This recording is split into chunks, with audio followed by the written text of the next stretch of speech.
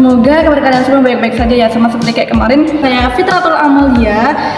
Di sini saya akan menjelaskan tentang distribusi ya. Kemarin saya menjelaskan tentang produksi dan video yang sebelumnya. Jika kalian belum menonton, silahkan tonton. Mohon maaf jika saya ada kesalahan dalam unsur berbicara maupun menyampaikan, karena saya tidak sesempurna apa yang kalian kira. Saya di sini sebagai mahasiswa, saya juga kurang belajar gitu ya.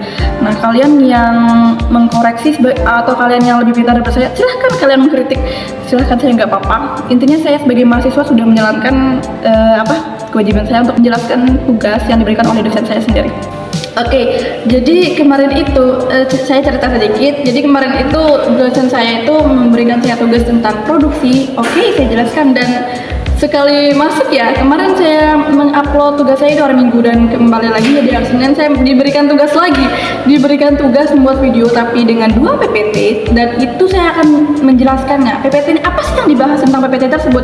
Nah, PPT yang diberikan oleh dosen saya itu beliau memberikan tugas saya untuk membuat tugas video dari menjelaskan tentang apa sih distribusi itu, apa pengertian dari distribusi itu, dan apa tujuan dari distribusi tersebut.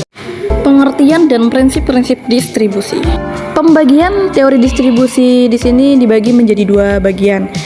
Yang pertama itu dipelajari di mata kuliah manajemen pemasaran yang menjelaskan tentang distribusi dalam arti penyaluran barang atau jasa dari produsen ke konsumen.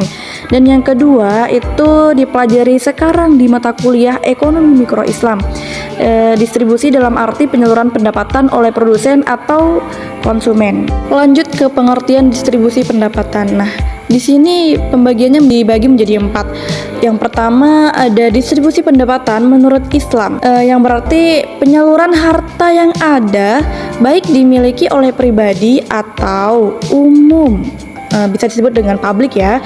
Nah, kepada pihak yang menerima yang ditujukan untuk meningkatkan kesejahteraan masyarakat sesuai dengan syariat. Yang kedua, ada pengertian distribusi dalam pandangan ekonomi Islam mempunyai makna yang lebih luas, yakni mencakup pengaturan kepemilikan, unsur-unsur produksi, dan sumber-sumber kekayaan.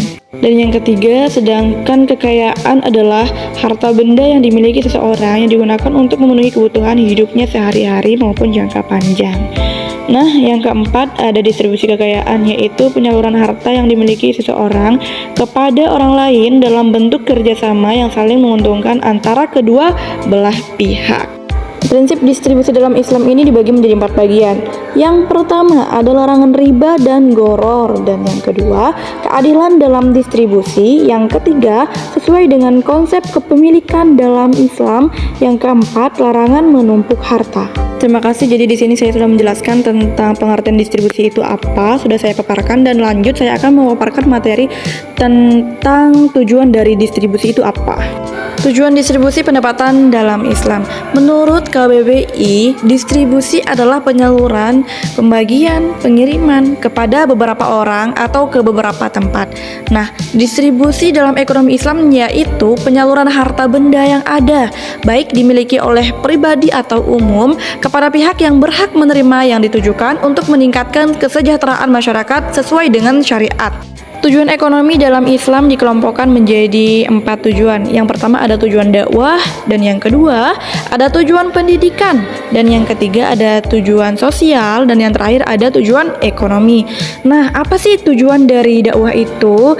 Tujuan dari dakwah itu adalah distribusi pendapatan dapat dilihat dari penyaluran zakat. Misalnya nih, penyaluran zakat kepada para mu'alaf, ia memiliki tujuan dakwah untuk orang kafir yang diharapkan keislamannya adalah dengan tujuan. Dan yang kedua adalah tujuan pendidikan. Nah, secara umum, tujuan pendidikan yang terkandung pada distribusi pendapatan dalam perspektif Islam adalah pendidikan akhlak al-karimah, seperti memberi, menerima, dan mengutamakan orang lain. Yang ketiga ada tujuan sosial. Tujuan sosial terpenting dalam distribusi pendapatan adalah memenuhi kebutuhan kelompok yang membutuhkan dan menghidupkan solidaritas di dalam masyarakat Islam, mewujudkan keadilan di tengah masyarakat.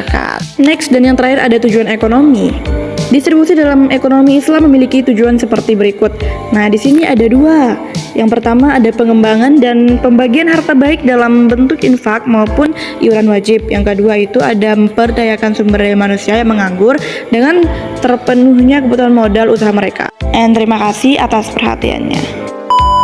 Karena pemaparan materi PPT tentang distribusi sampai dengan tujuan distribusi saya sudah selesai, di sini saya akan menyampaikan bahwa seorang itu tidak akan pernah sukses, tidak akan pernah maju ketika dirinya tidak mau untuk berusaha. Jadilah seseorang yang mau berusaha untuk kedepannya. Buat kalian semua, jangan lupa untuk terus semangat belajar dan semangat membacanya. Karena dengan membaca, kalian dapat menambah relasi pengetahuan. Oke, thanks for watching semuanya. Bye-bye. Wassalamualaikum warahmatullahi wabarakatuh. Bye.